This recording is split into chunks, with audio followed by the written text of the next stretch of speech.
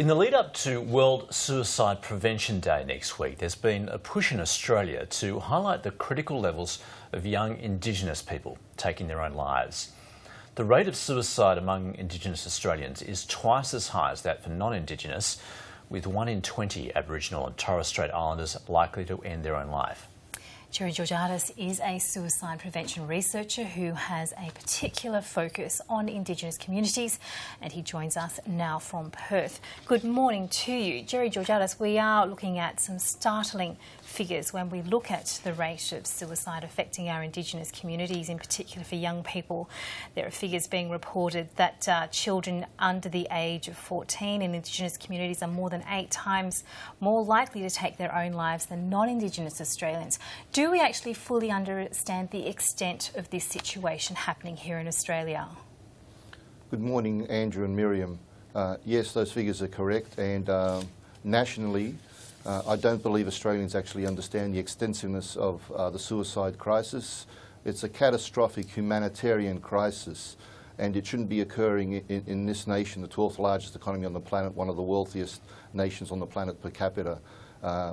For children under the age of 14 and less, it's 8 times the rate of non-Aboriginal. And in some communities, some regions, it's up to 10, 20, 30 times.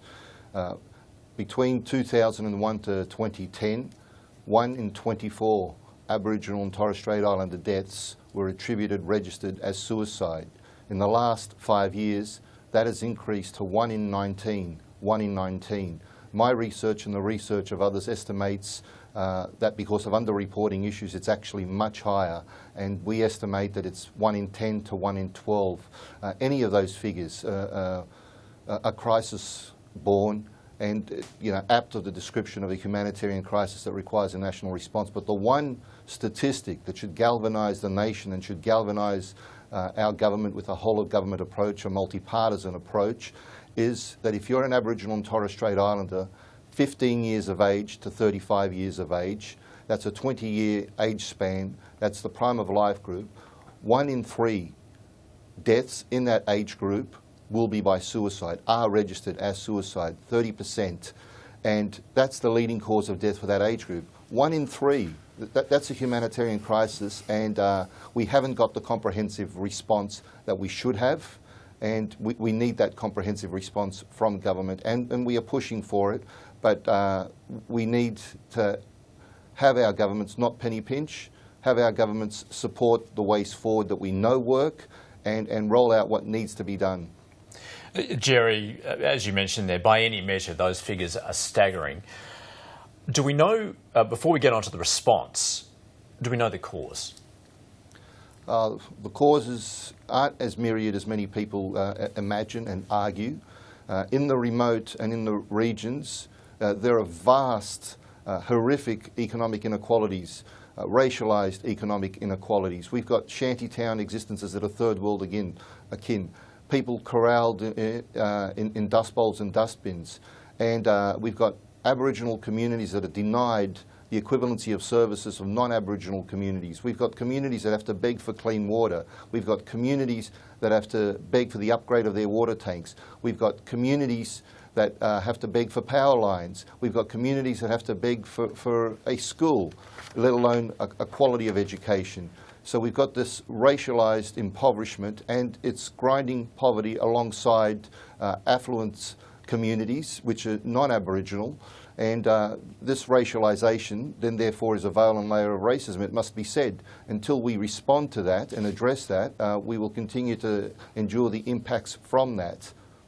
Prime Minister Tony Abbott has outlined $17.8 million of funds to go towards Indigenous suicide prevention programs. Do you see this as sufficient in terms of addressing the need that is out there? Well, that's a raindrop of funds. That $17.8 million was put in place by the outgoing Gillard-Rudd government and has been quarantined, has still not been spent on. but that's $17.8 million over 4 years for suicide prevention programs. It should be released. That raindrop of funding should be released. But what I'm actually saying, and look, what we need is actually a much more comprehensive spend, a holistic spend on all the needs, from mental health issues to addressing economic inequalities to the social determinants of the social health quotient of communities, so many communities can navigate their two cultural settings without impost.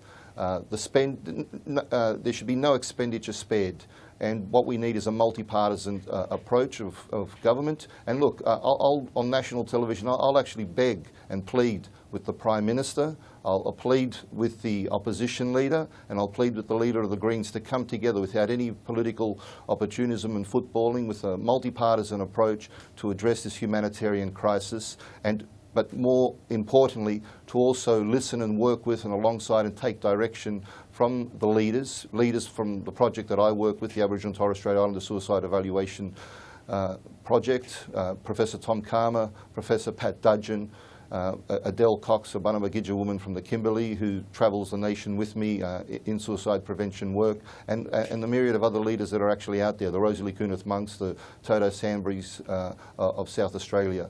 And they need to sit down, listen and work with. But what we need to do is actually fund the ways forward that we know work, and to fund the programs that are actually long outstanding, and to action mental health action plans, Indigenous specific, that have still not been enabled and actioned. And Gerry, do you know specifically which programs are working? Which ones are making a difference? Most programs that are actually in place are actually working. The problem is that we don't have enough of them. They're underfunded and overstretched, and as I said, the imperative is that we don't have enough of them out there. We've got many communities without any services or programs at all. The problem is that, for instance, we've got programs out there and we've got, that are actually saving lives, helping people, changing lives, improving a lot of others. But at the same time, we've got a tsunami of poverty-related issues flooding us with more people that the services which are underfunded and overstretched cannot meet. So there's an unmet need. So most programs are actually working, in my view. We just don't have enough of them, and they're not rolled out to the extent that they should be. Gerry Georgatos with the Aboriginal and Torres Strait Islander Suicide Prevention Evaluation Project. Thank you very much for your help this morning. Thank you. And if you or someone you know needs help, you can phone Lifeline on 131114 or Beyond Blue